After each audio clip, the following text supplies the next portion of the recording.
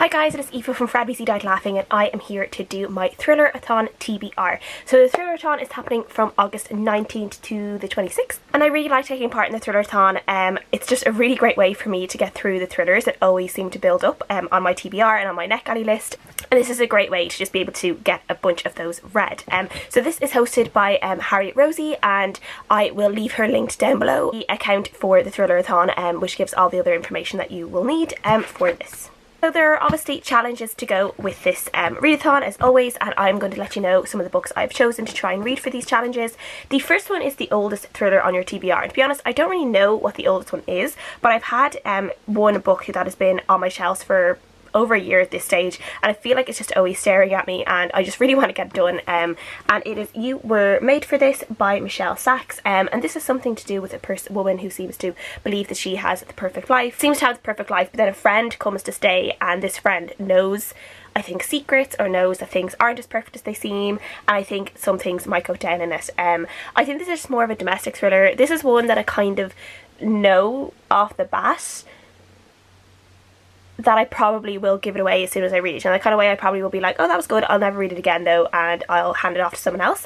Though like that's just saying that I have kind of low expectations for it, but who knows, it could actually end up surprising me and I could really like it. The next book I want to read is an author I've read before. I'm going to go for The Last Time I Lied by Riley Sager. Riley Sager wrote Final Girls, which I read I think last year, a couple of years ago, and I quite enjoyed that one. This one is kind of around these girls who went to kind of a summer camp together, and they used to play two truths and a lie, and then one day, this is when they were teenagers, and then one day one of the girls left this cabin in the summer camp they were staying at and just like never came back. I'm not sure if she died or if they ever found her body, but she just kind of disappeared, and this kind of story I think happens years later when they're adults, and I think some things come back to haunt the girls and what actually happened that night, and it kind of gives me a bit of a Pretty Little Liars feel a little bit, and I was a sucker for Pretty Little Liars, but I do think this might be better than Pretty Little Liars, but I love anything like that, so it does sound really, really good, and I've heard pretty good things about this one, I think, so I'm excited to read it.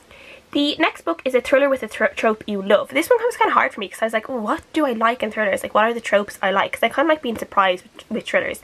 And I've ended up going for The Retreat by Sherry Smith. This is a book I got recently from Titan Books in exchange for an honest review. And this one is around this kind of ex-Hollywood actress, and she ends up going to some sort of retreat centre. It basically says in this, it says, each woman has come to the retreat for different reasons, each has her secrets to hide, and at the end of this weekend only one will be left standing.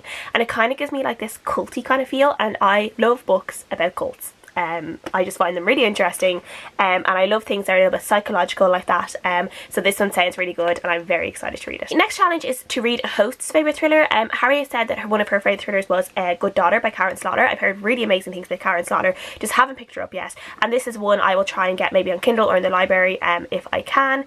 This is kind of the one like probably on the lowest of my TBR, probably the one I will get to if I manage to find it, or if I manage to find time to pick it up, but it's not the one that I do really want to read this book, but just for this readathon in particular, I'm not sure if I will get around to picking it up, but if I can do this challenge, I'm going to pick Good Daughter. So yeah. I'm going to put the next two challenges together, because one is your most anticipated thriller and the next one is the newest thriller on your TBR, and I'm going to go with The Whisper Man by Alex North. This is a book I got from NetGalley recently, and I've been hearing loads of people starting to chatter about this book, and people who like don't always read a lot of thrillers seem to have been really enjoying it, so that actually makes me really excited to read this book. And all I know about this book is about this village, I think, where this crime happened years and years and years ago, and then this man and his son move into the village years later, and the son starts, I think, seeing this person who might have committed this crime years ago, or kind of hears voices or something like that. The son ends up connected in some way to someone who did something in the past, and I'm not sure if there's a little bit of like a ghost thing going on, a little bit of a horror, but it sounds really good. So yeah, I'm sorry, I always feel like I give such vague descriptions for thrillers, but I really like to go into thrillers not knowing as much, you know, not knowing as little as I can be, because I do find thriller summaries can be a little bit spoilery sometimes, so I do try and know as little as possible going into them, so I can be surprised by it. The next challenge is a new to you author. I'm going to go for All the Hidden Truths by Claire Askew. This is another book I have from NetGalley, and as far as I know about this one, this is, I think, to do with a school shooting, but I think it happens in Scotland, and it's something to do, I think, with the mothers or some adults around who are connected to the children who are involved in the school shooting. And it sounds, I'm not really sure if it's going to be like a thriller or a little bit more psychological, or just, I'm not really sure, to be honest, going into this one. But I do like reading about this kind of topic. I think it's really interesting. It's really interesting to see people's takes on it. So this could be a harrowing read, but it might be a really good one as well. Next one is the shortest thriller on your TBR. I'm going to be honest, I have no idea what the shortest thriller on my TBR, and I wasn't going to go through all the books on my TBR and find out which one the shortest one was. So I've just picked a random book for this one, which it's a book I just feel like I'll get through quickly. And I'm going for Little Darlings by Melanie Goulding. I've had this book for so long. I got it from HarperCollins in exchange for an Honest Review like last year, I think, at this stage. I also have it on NetGalley. This, I don't know, there's just something about this book I feel like I'll read really quickly. And this is something to do with a mother who I think has had twins, and she's in hospital, and she just feels like there is someone, it just says behind the hospital curtain someone is waiting. So it sounds good. I don't really know what to expect from it, but it's something to do with a mother who's tired and stressed, and she feels, I think, maybe there's something out to get her and her kids.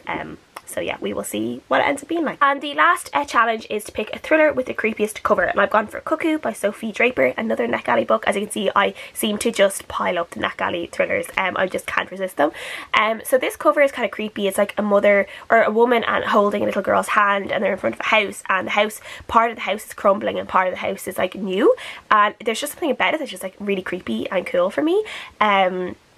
And yeah, I think this is about a woman whose aunt dies, and she goes to her aunt's house to try and, like, I think sort things out, and she ends up finding a bunch, I think she gets snowed in, or there's a storm, and she ends up getting stuck in this house, and she ends up kind of finding out all these crazy secrets. And that is all I know about that book.